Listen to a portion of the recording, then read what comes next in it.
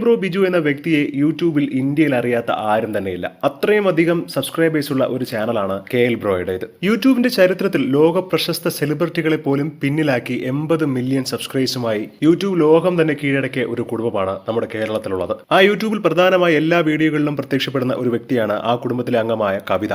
എന്നാൽ ഒരു കാലത്ത് പലരുടെയും കുത്തുവാക്കുകളും കളിയാക്കലുകളും കേട്ട് ജീവിതം തന്നെ മതിയായ അവസ്ഥയിലായിരുന്നു കവിതയുടേത്. പല്ല് ഉന്തിരിക്കുന്നതിന്റെ പേരിൽ തന്നെ കുട്ടിക്കാലം മുതൽ നേരിട്ട് ക്രൂരമായ പരിഹാസങ്ങളെക്കുറിച്ച് ആദ്യമായിട്ടാണ് മനസ്സ് തുറന്ന് പറഞ്ഞിരിക്കുന്നത് ഇപ്പോൾ ബ്രോ ബിജുവിന്റെ ഭാര്യ കവിത. എന്തിന് സ്കൂളിൽ പഠിക്കുന്ന കാലത്ത് ചിരവ എന്നാണ് വിളിച്ചിരുന്നത് സഹപാഠികൾ. കാരണം അത്രയുമധികം പല്ലുന്തിയത് കൊണ്ട് തന്നെ കളിയാക്കലിന്റെ അങ്ങേയറ്റം താൻ കേട്ടു.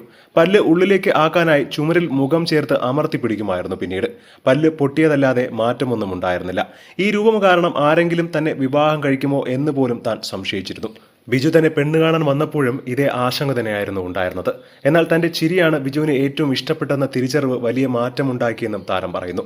താൻ നേരിട്ട മാനസിക വിഷമം മകന് ഉണ്ടാകരുതെന്ന ഉറച്ച തീരുമാനത്തിലാണ് കവിത ഇപ്പോൾ. തന്റെ മകനും ഇതേ പ്രശ്നമുള്ളതുകൊണ്ട് തന്നെ സഹപാഠികൾ കളിയാക്കുമോ എന്നുള്ള പേടിയിലാണ്. അതുകൊണ്ട് തന്നെ മകന്റെ പല്ല് നേരെയാക്കാനുള്ള ചികിത്സ കൊച്ചിയിൽ ആരംഭിച്ചും കഴിഞ്ഞു.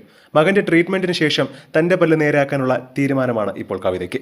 എന്നാൽ എന്തൊക്കെ തന്നെ ആയാലും യൂട്യൂബ് ലോകം കൈയടക്കിയ ഒരു കുടുംബമാണ് നമ്മുടെ ഈ കേരളത്തിലുള്ളത്. മാത്രമല്ല വരുമാനമാവട്ടെ ലക്ഷങ്ങളും ചിലപ്പോൾ കോടികളുമൊക്കെ ഉണ്ടാവാം.